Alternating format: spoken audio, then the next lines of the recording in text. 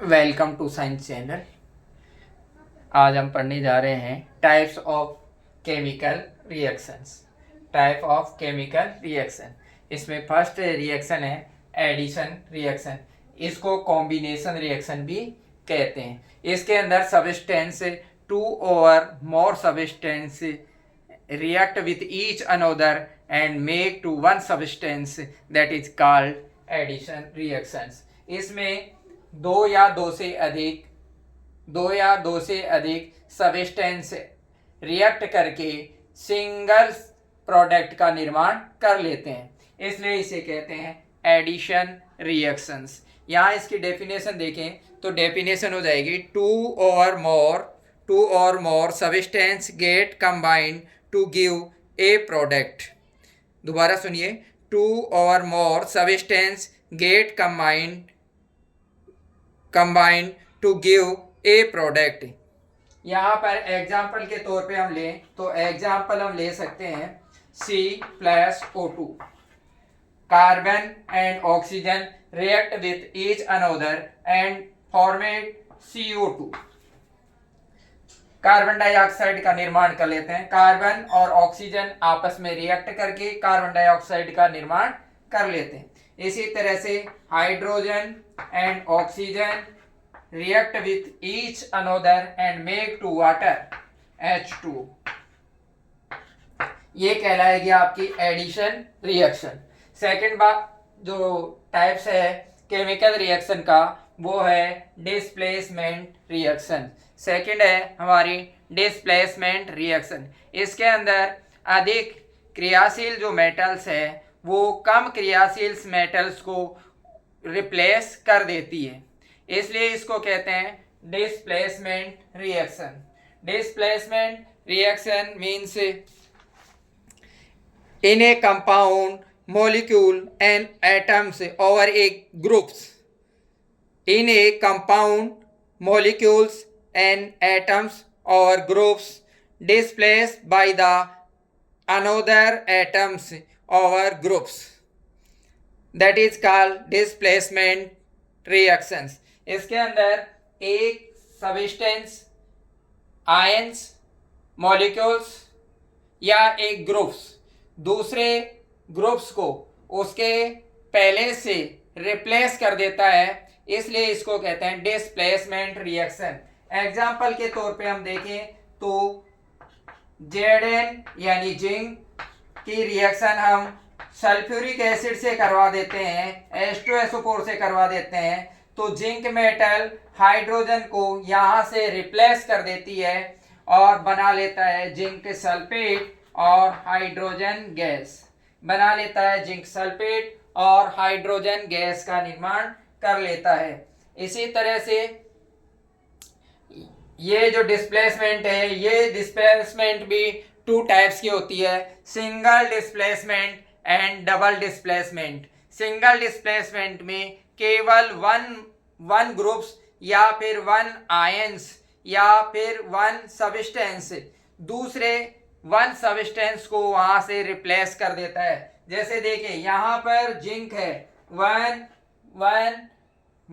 One atoms है, ये hydrogen के वन एटम्स को यानी एक मॉलिक्यूल्स को हाइड्रोजन के एक मॉलिक्यूल्स को वहां से रिप्लेस कर देता है और रिप्लेस करके यहाँ पर ऐड हो जाता है सल्फेट के साथ और ये कहलाता है जिंक सल्फेट कहलाता है। ये रिप्लेस जो हाइड्रोजन हुई है वो अलग हो जाती है और एक हाइड्रोजन गैस के रूप में निकल जाती है। इस तरह से इस रिएक्शन को कहेंगे सिंगल डिस्प्लेसमेंट रिएक्शंस। इसी तरह से यदि दोनों मॉलिक्यूल्स ऐसे हो जिसमें दोनों मॉलिक्यूल्स अपना पेलेस चेंज कर रहे हो तो ये कहलाती है double displacement reaction. if ions are changed in both compound then it is called double displacement reactions। Example के तौर पे देखिए हम डबल डिस्प्लेसमेंट रिएक्शन का, तो यहाँ पर हम ले सकते हैं silver nitrate AgNO3 silver nitrate की रिएक्शन हम पोटेशियम क्लोराइड से करा देते हैं, तो ये बना लेता है सिल्वर क्लोराइड और पोटेशियम नाइट्रेट। यहां पर देखिए सिल्वर है और यहाँ पोटेशियम है। पोटेशियम अधिक रिएक्टेबल मेटल्स है, ये आ जाता है किसके साथ, नाइट्रेट के साथ में आ जाता है, और यहाँ पर ये नाइट्रेट आयन के साथ में ऐड होकर के बना लेता है पोटेशियम नाइट्रेट। ठीक इसी स्थान पर यहाँ पर क्लोरीन रिप्लेस हो गया और क्लोरीन के स्थान पर आ जाता है यहाँ पर सिल्वर, और पोटेशियम आ जाता है सिल्वर के स्थान पर। तो देखिए यहाँ पर आपको दिख रहा होगा, इसने पोटेशियम ने स्थान ले लिया सिल्वर का और सिल्वर ने स्थान ले लिया है पोटेशियम का, इसलिए यहाँ पर जो प्रोडक्ट निर्माण हो रहा है उस प्रोडक्ट में बन रहा है सिल्वर क्लोराइड और यहाँ पर बन रहा है पोटेशियम नाइट्रेट। इस प्रकार से ये डबल डिस्प्लेसमेंट रिएक्शन होगी। थर्ड रिएक्शन जो आती है वो आती है डीकंपोजिशन रिएक्शंस। डीकंपोजिशन रिएक्शंस का मतलब एक सब्सटेंस ब्रेक डाउन होकर के टू और मोर सब्सटेंस का निर्माण कर ले, टू और मोर प्रोडक्ट का निर्माण कर लेता है। यानी एक सब्सटेंस टूट करके टू और मोर प्रोडक्ट्स का निर्माण कर लेता है। इस प्रकार के रिएक्शंस को कहते हैं हम डीकंपोजिशन रिएक्शन। यहाँ पर डीकंपोजिशन रिएक्शंस भी 3 टाइप्स की होती है। डीकंपोजिशन रिएक्शन की हम डेफिनेशन दें तो डेफिनेशन होगी reactant molecules break down to give reactant molecule break down to give 2 or more product. Reactant molecule break down to give 2 or more product, यानी कि यह 2 या 2 से अधिक प्रोडक्ट का निर्माण कर देती है। यह डिकम्पोजिशन रिएक्शन 3 टाइप्स की होती है, 3 प्रकार की होती है।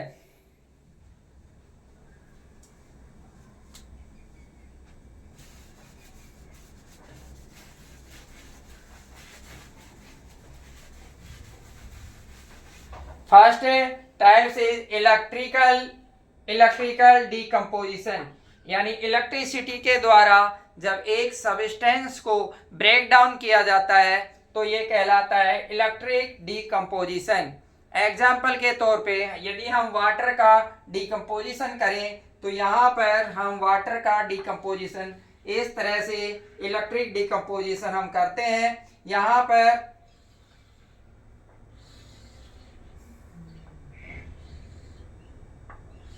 तो टेस्ट ट्यूब लगा देते हैं उल्टी करके अपोजिट में, इनका जो मुंह होता है वो नीचे की ओर रहे।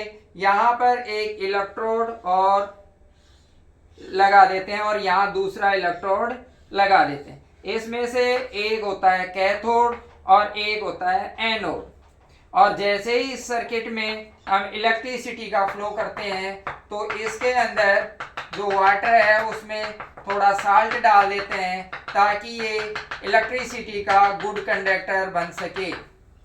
जैसे ही हम इसमें लाइट फ्लो करते हैं तो इसका जो नेगेटिव वाला पार्ट है उस पर हाइड्रोजन प्रोड्यूस होती है, और जो पॉजिटिव पार्ट है यानी एनोड वाला भाग है, इलेक्ट्रोड एनोड वाला इलेक्ट्रोड है, उस पर ऑक्सीजन प्रोड्यूस होती है।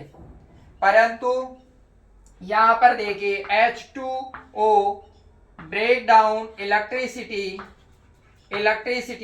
H2 प्लस O2 यानी हाइड्रोजन और oxygen.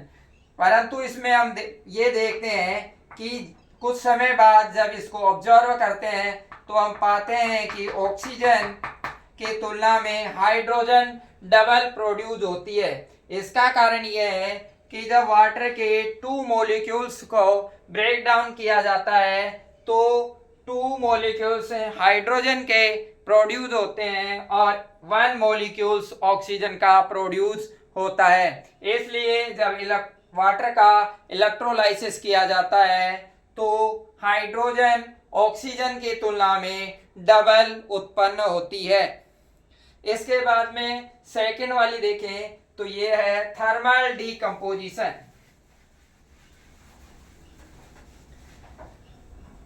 Thermal decomposition, thermal means heat देकर के हम किसी सब्सटेंस को ब्रेक डाउन करते हैं। एग्जाम्पल के तौर पे हम यहाँ पर ले सकते हैं कैल्शियम कार्बोनेट।